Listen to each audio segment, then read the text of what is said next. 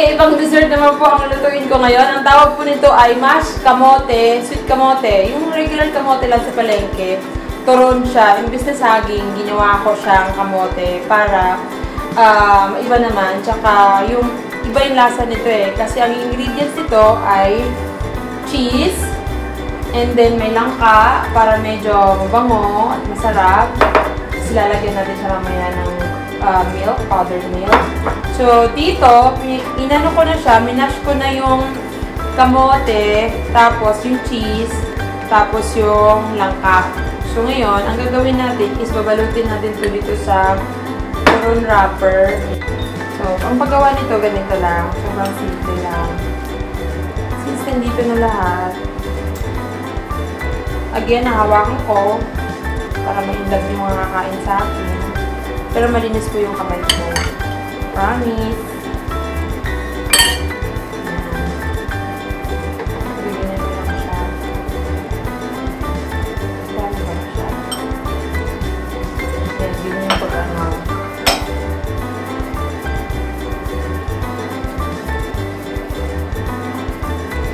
Good.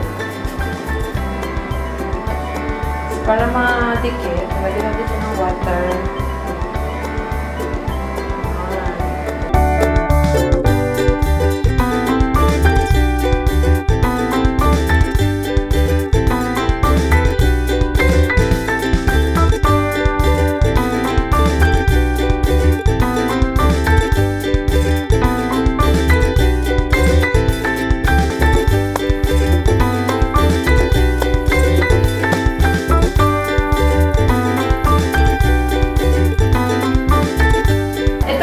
Pwede kayong bumili ng chocolate, yung bar.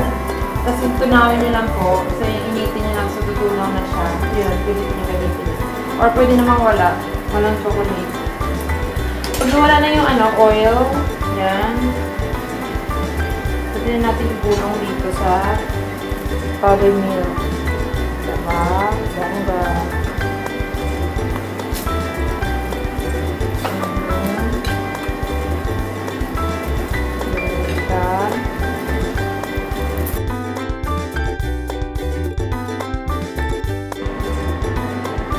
Pak!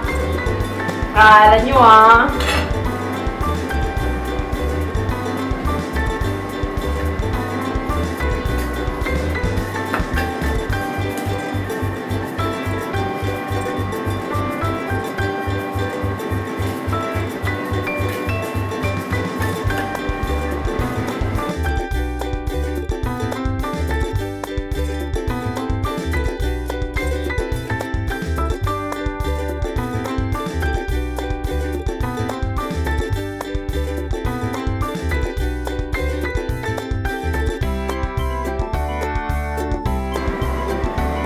Okay.